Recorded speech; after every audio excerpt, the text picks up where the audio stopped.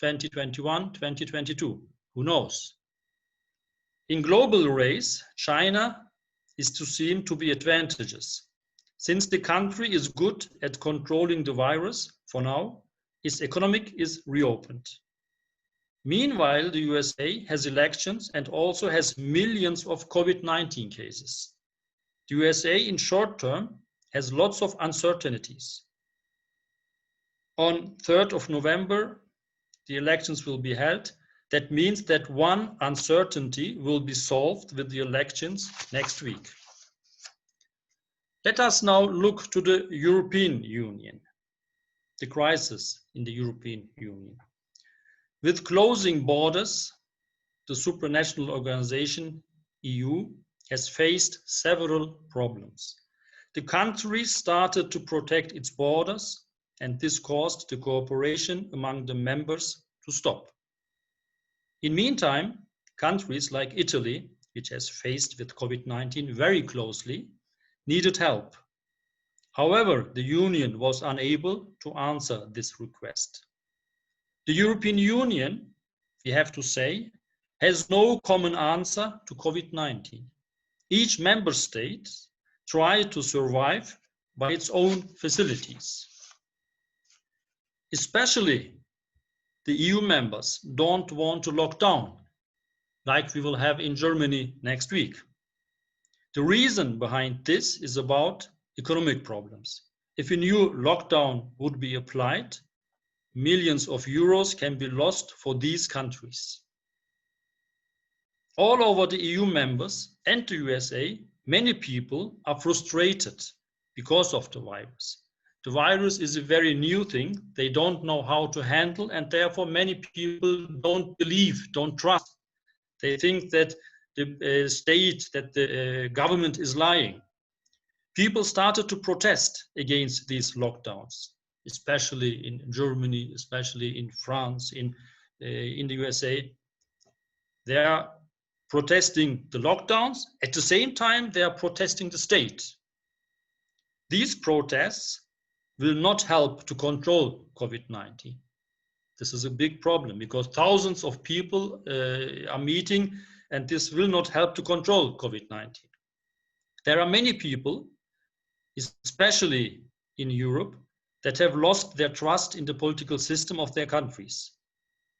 This loss of trust can lead the people toward racism and far-right parties.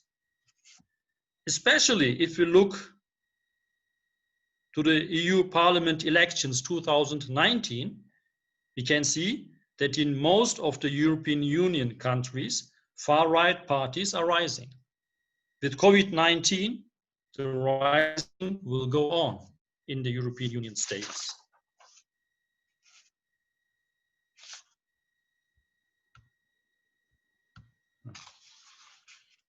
The world order has changed 3 times until now. If we look to the history, we can see that the world order has changed 3 times. The first was after the First World War, 1918. The second world order was after 1945, after the Second World War. And the third world order was after the end of Cold War. That means 1989. Now we have to ask ourselves if a new world order will start after COVID-19. Do we have to prepare ourselves for a new world order? Will there be a change of the superpower of the world within this new world order? In other words, will China take the place of the USA? A second question, how will Russia react in this position? Will Putin accept a new superpower in the world? Will Russia cooperate with China? Will we have a China-Russian superpower team?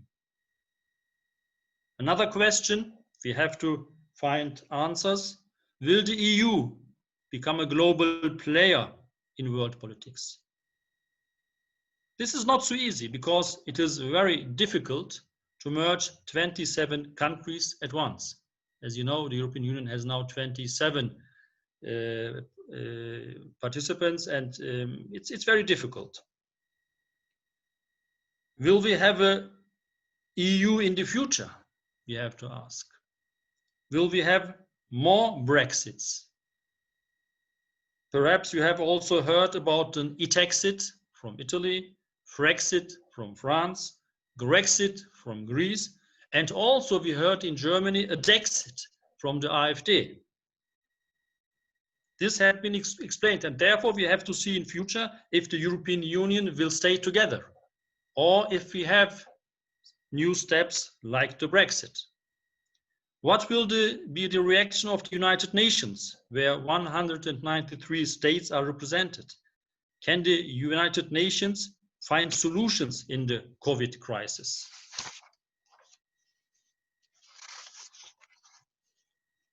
If the countries want to solve the COVID problem, they have to cooperate. It's the wrong way to act for their own. Multilateral steps seems to be the best solutions. The important point here is we should not focus on national solutions, but international solutions. In near future, in many countries, the unemployment problem can come back. Therefore, we need an international program to respond to this problem of unemployment. It seems that our new future will be influenced by COVID-19. I don't know how many years. Let us hope that it will end with the starting of the Vacations 2021. I wish everybody a healthy future and a healthy world. Thank you for listening to me. And I'm also in time, 40 minutes. What can I do more? Thank you, Professor Dr. Nail Alkan. It's I think, groundbreaking comments related with how EU and world look like after the COVID-19. Now, yes. I will give floors to Dr. Tim Stuchtey. Thank you, Dr. Atschkalind. I don't know if you want me first to react to the speech of Professor Alkan, or do you want to get into the technicalities of my subject right away? Depend on you.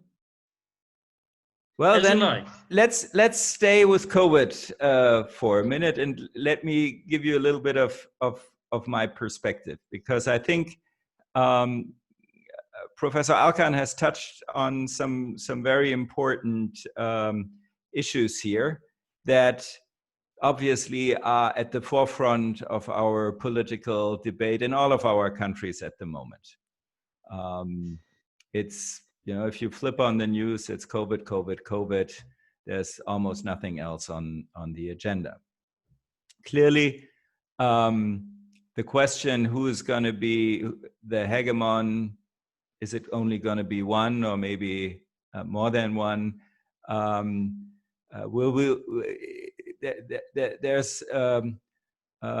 the elephant in the room. That's the elections in the United States.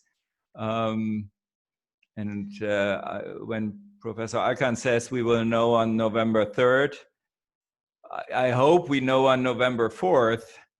And I'm not sure if we will, who won the election and who's going to lead the United States in the years to come. But that clearly will have a significant impact on which way the world will move.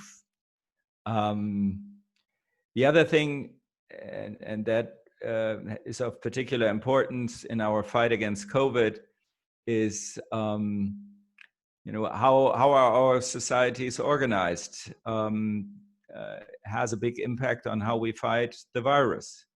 Clearly, if you live in an autocracy like China, the government has other possibilities to restrict the free movement of people and to simply command how society has to react to a virus. And that turned out to be a relatively effective way of fighting the virus. Yet, coming from the country I come from, I'm happy that we are having the debates what the right direction in fighting the virus is here in Germany and within the EU. And I think as important as it is what the EU does and what our national governments are doing, if you watch the debate in particular in Germany closely, from the outside, it always looks like it's Angela Merkel who is in charge of the country. But as a matter of fact, when it comes to civil protection, she is a very powerless woman. She has no right to do a lot because the powers for civil protection in Germany lie with the states and not with the federal government. And therefore, the minister presidents or the governors of the states have a lot to say what to do and how to fight the virus, which is a good thing because the situation in the northeast of Germany, in Mecklenburg-Pomerania, looks very different to what it looks like in North Rhine-Westphalia. First of all, the population density is of a major difference. And before we started this, Professor Alkan and I talked about his time in Bonn. If you look at North Rhine-Westphalia and how the cities there, especially close to the border to Belgium and the Netherlands, how much they are integrated with the regions on the other side of the border. Locking down the borders between Germany or North Rhine-Westphalia and the Netherlands is almost impossible because you have people living on one side of the border, but having to commute to work every day on the other side. So that makes a major difference in a liberal democracy like ours and in a federal system compared to a very centralized autocracy like China.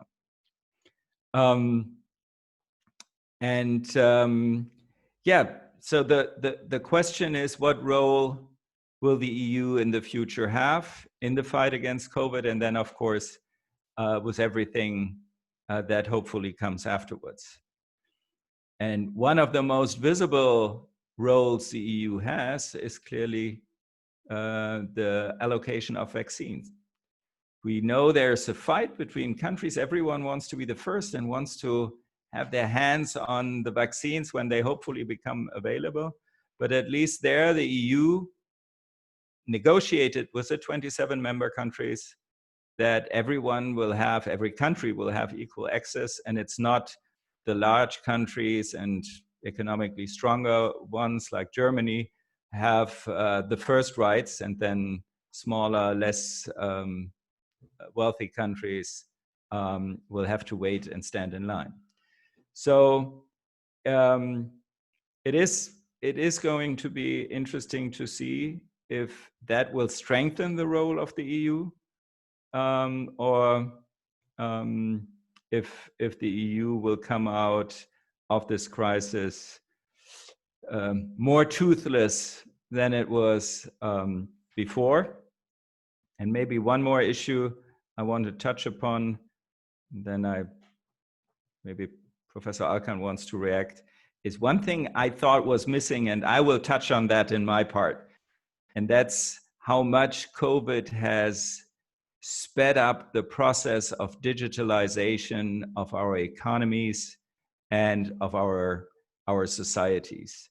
I think that will be the most, the impact that we will feel the most coming out of it, that you will say, okay, there was a time before 2020 when most of our shopping was still done in shops, when we met for conferences such as this in person, and after 2020, where we save our travel budgets, unfortunately, and don't get to travel as much as we used to, and have a much more digitalized economy and society. So that's my comment to you, Professor Alkan.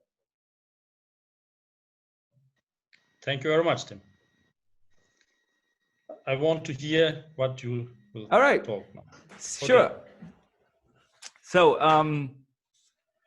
as I just mentioned, thank you very much for the invitation, but I wish I could have been there in person with all of you.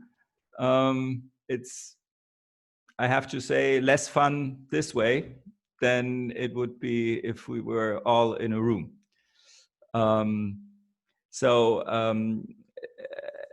Thank you, Dr. Achikalen, for inviting me. Again, I'd rather be there in person. After we spoke about COVID, which is clearly on the top of all of our agendas, there are also other issues that are important, even though they don't make the headlines at the moment. One of it has a lot to do with your overarching theme, chaos, complexity, and leadership. And that is decision-making under uncertainty and the trust in future 5G networks. And that's something that I want to spend the next 10 to 15 minutes to speak on.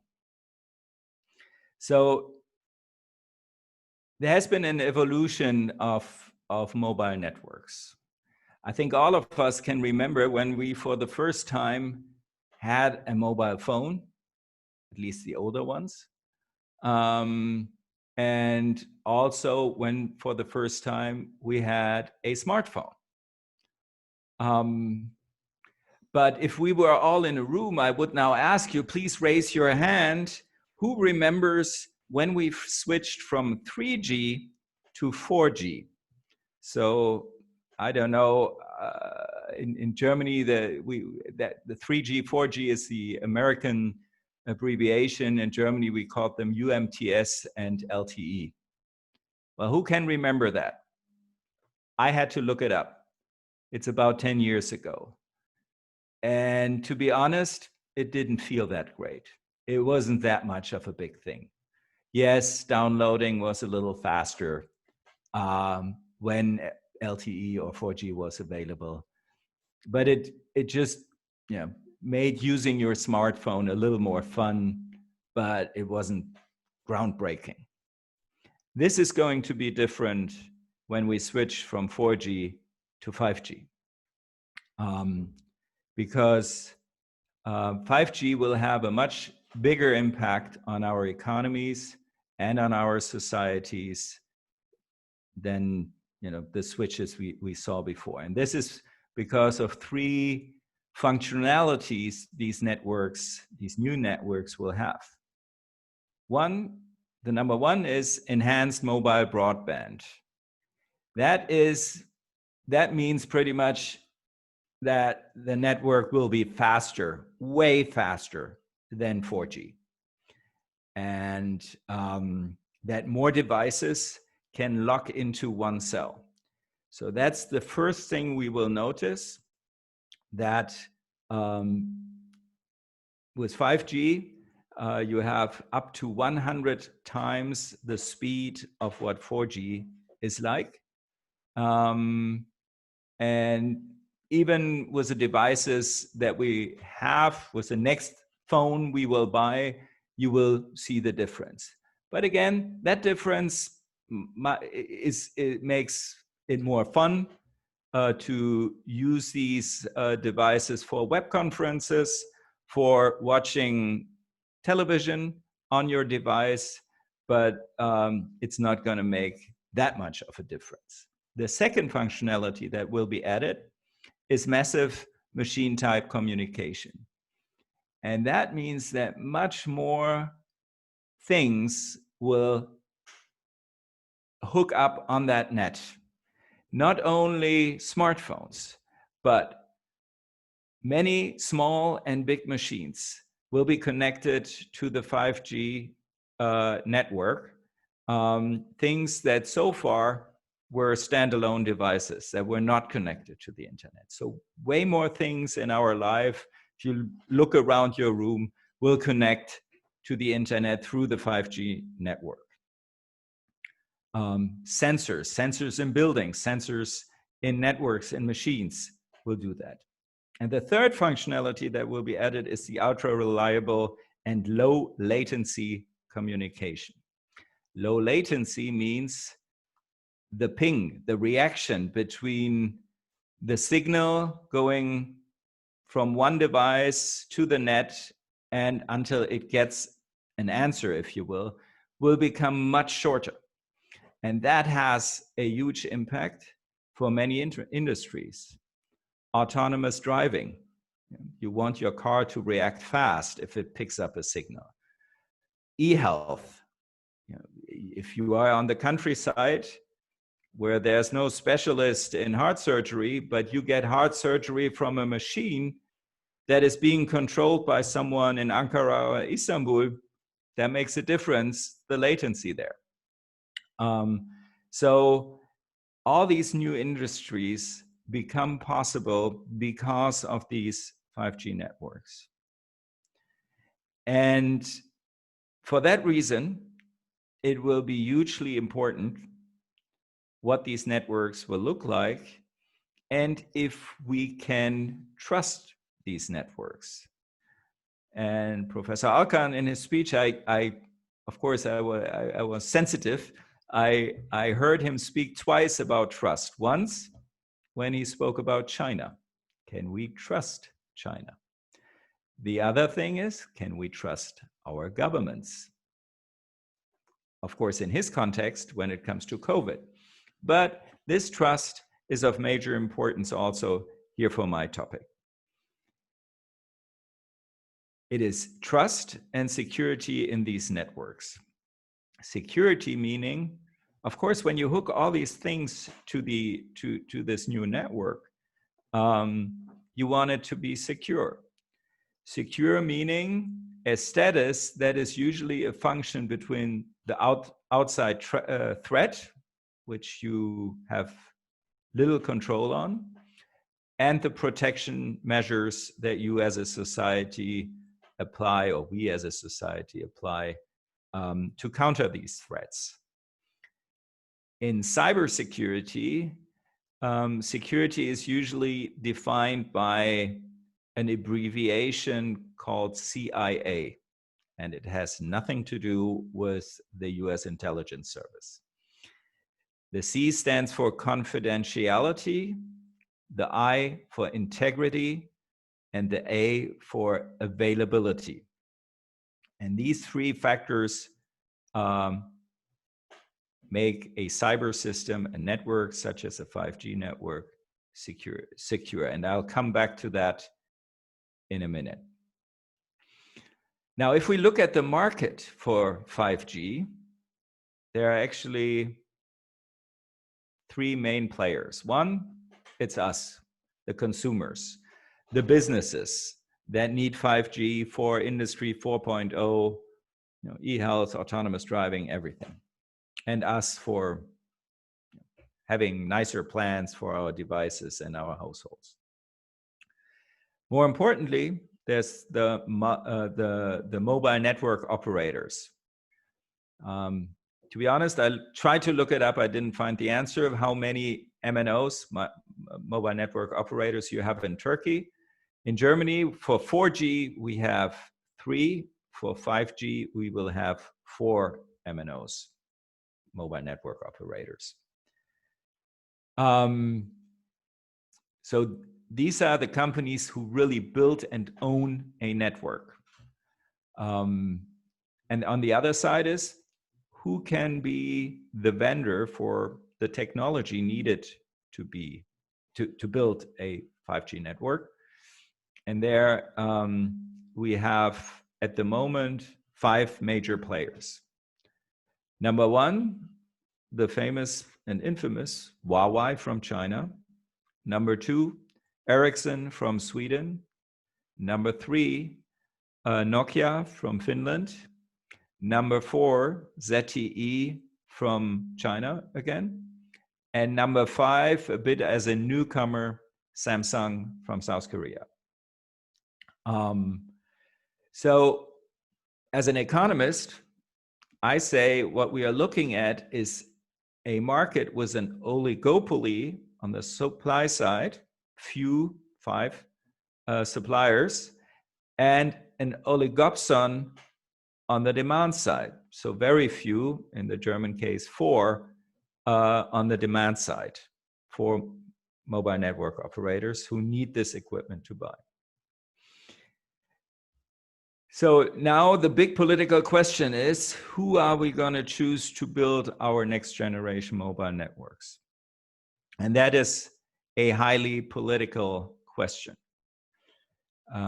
Because if you leave it to the market to decide, then clearly the cheapest supplier will get the contract. The cheapest supplier is very often a Chinese company, either ZTE or Huawei. But maybe there are other issues at play, and that's where the trust part comes into play. Because what we need to look at is not only the price that we pay for building the initial network, but you also have to look at life cycle cost over the generation in which we use 5G networks, roughly 10, maybe 12 years before 6G will come.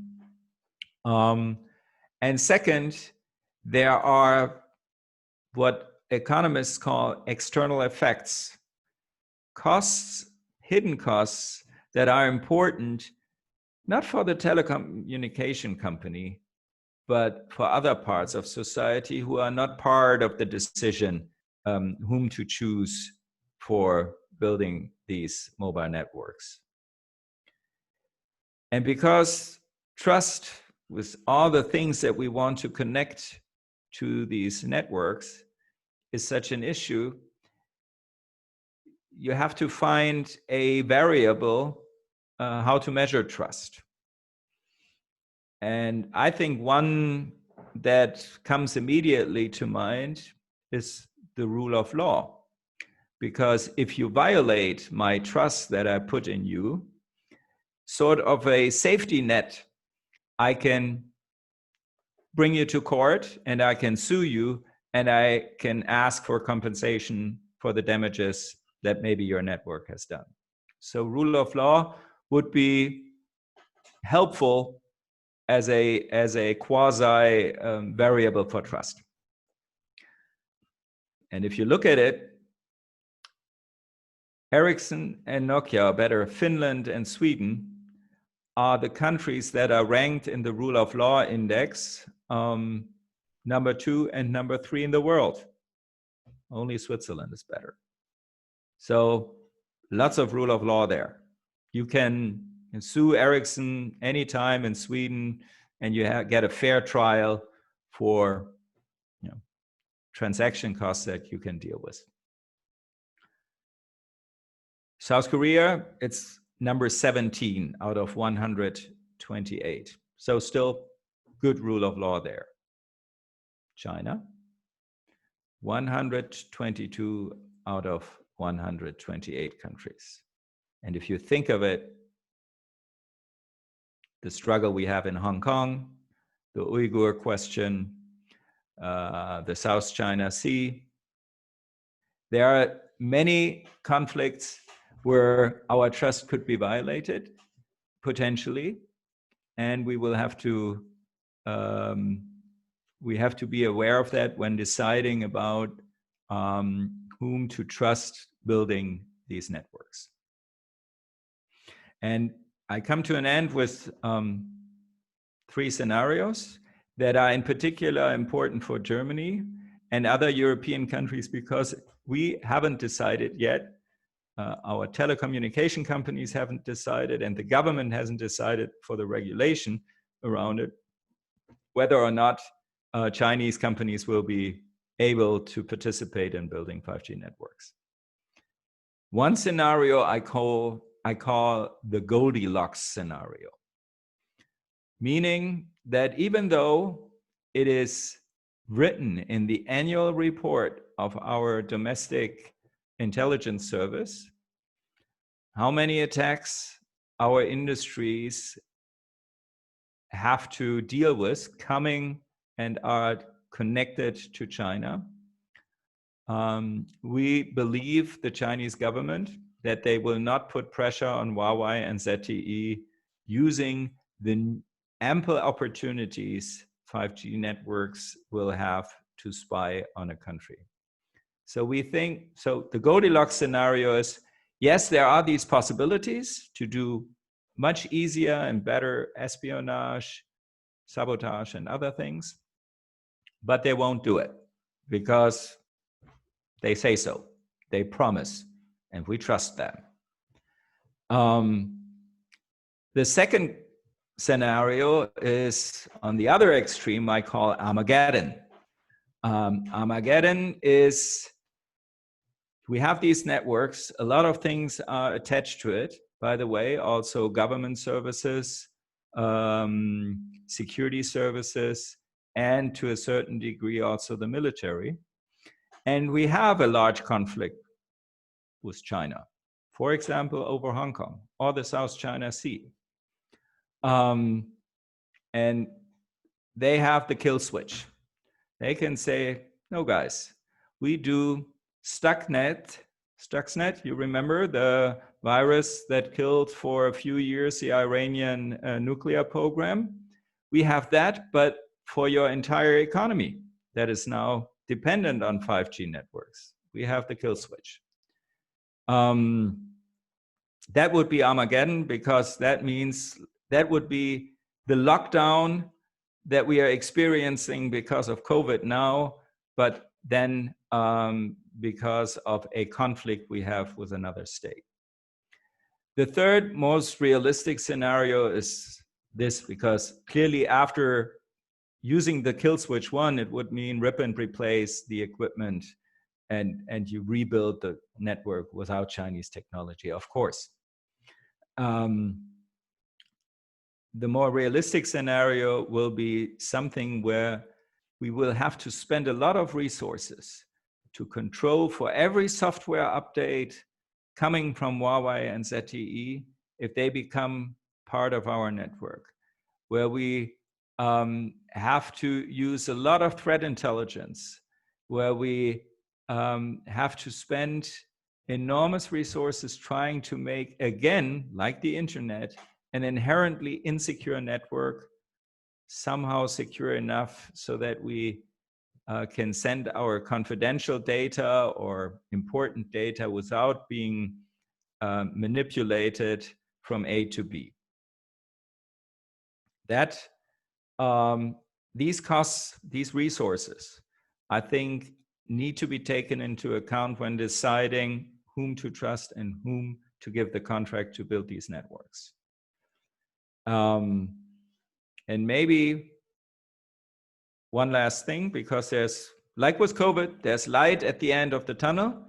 There's a vaccine on the way, but it comes a little late to the market. And that's called Open RAN. RAN stands for Radio Antenna Networks. Open RAN is like the open source version of your operating system. Open RAN means we are breaking up the oligopoly by having a defined architecture of the network, modularized and standardized, so that many more companies can supply single parts to the network, and not only these 5 that I've mentioned.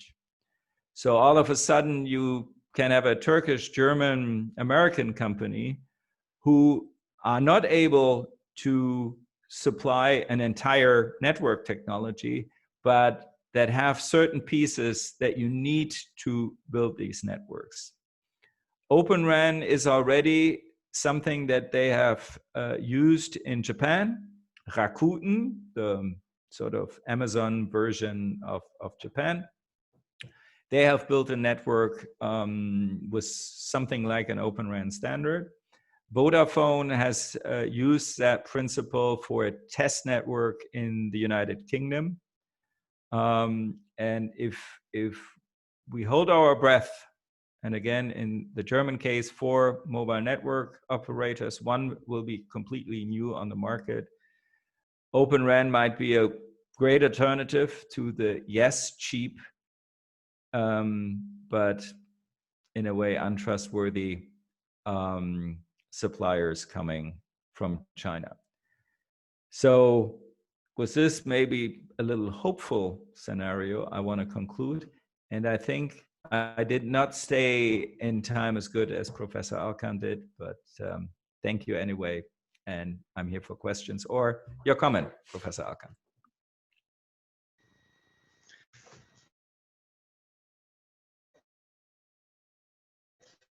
Spoke about digitalization. Of course, I think COVID has learned us that the new life has started with digitalization. And if you look to the German presidency of the EU Council 2020, we see that one of the main topics beneath fight against COVID is digitalization. That means Germany is one of the leading countries for digitalization. And I think we have to work, all of the countries, we have to work on digitalization, because digitalization will influence our lives in future.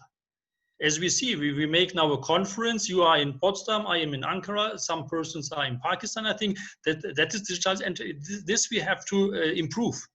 And this is, I think, a good thing. I mean, we can say COVID is very bad. Of course, COVID is very bad. Millions of people have died. But I think, nevertheless, we have also find some good things, if it's possible, from COVID. And this is, I think, a good thing, the digitalizations. I can stay at home. And I can speak with you, and you are also perhaps at home. I am in a sport manner. I don't have a jacket like you, but I mean, it's important what we speak, what we think, and we can see each other. Yeah, but it would be also important to go out for dinner later on. Of course, of course. For myself, I like face-to-face. I mean, I give lectures at the university per digital, but I like face-to-face, of course. Sure. But I mean, we have to learn. Perhaps the COVID will go on 3 years, we don't know. That means we have to learn something new. And this is a very interesting thing, digitalizations. And I think the European Union, especially Germany, has started there a good step. And as you said, trust is the very important key in your speech, in my speech. Trust is very important. Can we trust each other? Can we trust the countries? I don't know. I mean, trust is very, perhaps we have to ask, do we have to trust? Mm-hmm. I don't know. I mean, as you said, can Germany trust China because of Huawei? I don't know. It's Germany has discussed it 4 months ago. I know if they can give it to China or not, but I mean, can we trust? I don't know. I mean, this we have also to discuss if trust is impossible within this period. Mm-hmm. That's my comments. Thank you very much. I hope that we can meet face to face, perhaps. Absolutely, absolutely. I will visit you when I come to Berlin after the pandemic. I hope so. So maybe any questions from the audience? I don't know. Thank you, Dr. Tim Stuchtey. Actually, your topic is quite interesting, and I think one of the will be the hot topic within the upcoming months, because it's already started discussed in most of the countries related with 5G, and the also along with the discussion of the Chinese possible hegemony in the post-COVID world. It will be full of information and the new insights we never see from very practical and technical perspective. Because of the time pressure, probably I will use my advantages as a moderating, and I have a question for you, and maybe we can take only one question from the audience, because we will have another invited speakers sessions later. I would like to ask that actually my question basically composed two of you topic to. In last week, we saw some news in Germany that it was a kind of law which gives permission to government to track the WhatsApp messages and other kind of platform messages. It was creating quite interesting controversy in different countries, this initiative. How do you see these kind of initiatives in the background of when we are talking too much about this digitalization, and how we trust to companies or governments in this case? Sure. Do you want to first? Yeah. Okay. So first of all, that's a proposal. It's not the law yet. So the parliament hasn't decided on it yet, and it's this proposal is the outcome of a long debate we have in Germany about whether or not in the digital age the government, the security services should be allowed to eavesdrop on a conversation you and I might have, where we think we are in private, but they check that we are not discussing things that are illegal or against the interest of the state. And again, in a liberal democracy, these are very important issues because technically there are ways to make sure that it becomes impossible or almost impossible for governments to read or listen into highly encrypted exchanges that we could use. And there are messenger services that use very strong encryption, where the government has almost no possibility, unless it gets access on your smartphone, direct access to covertly listen in or read our exchange. Now, should the government be able to do that? In the good old days where we still sent letters around, there was a procedure that in Germany the police had to go to a judge to ask for permission to read my letters. And the judge decided independently, yes or no. Do we find an equivalent for that in digital communication? The problem is that the equivalent means that there's some sort of a backdoor that the government has into the encryption of the exchange that can not only be used by the government, by our government, it can be used also by foreign governments and by criminals. And so it's a balance that is of particular importance for a country like Germany that, unlike China and unlike the United States, is trusted that our security services do not build things into digital products that our companies export.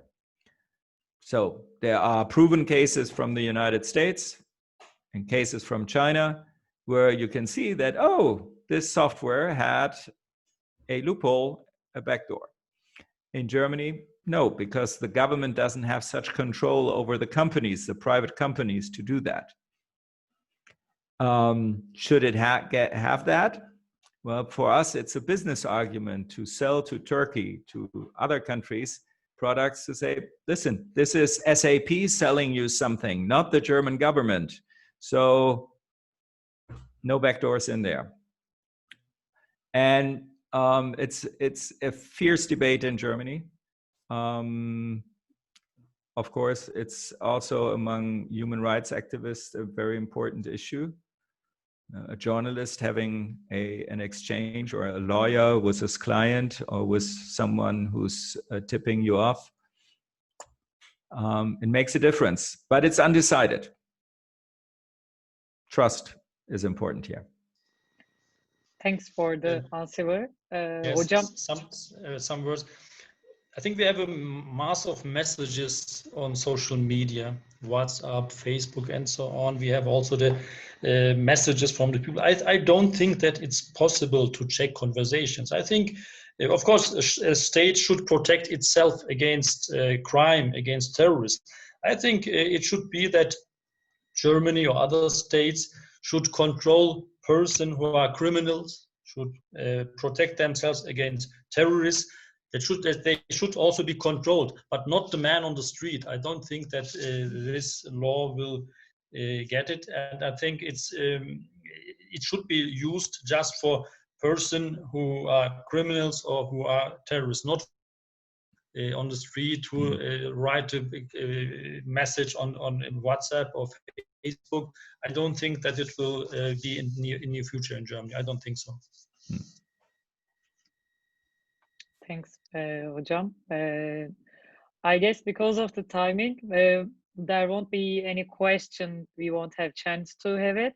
Once more, I would like to thank you both, Dr. Tim Stuchtey and Professor Nail Alkan. It was a very great and interesting debate for all participants. Thanks for accepting to be with us here.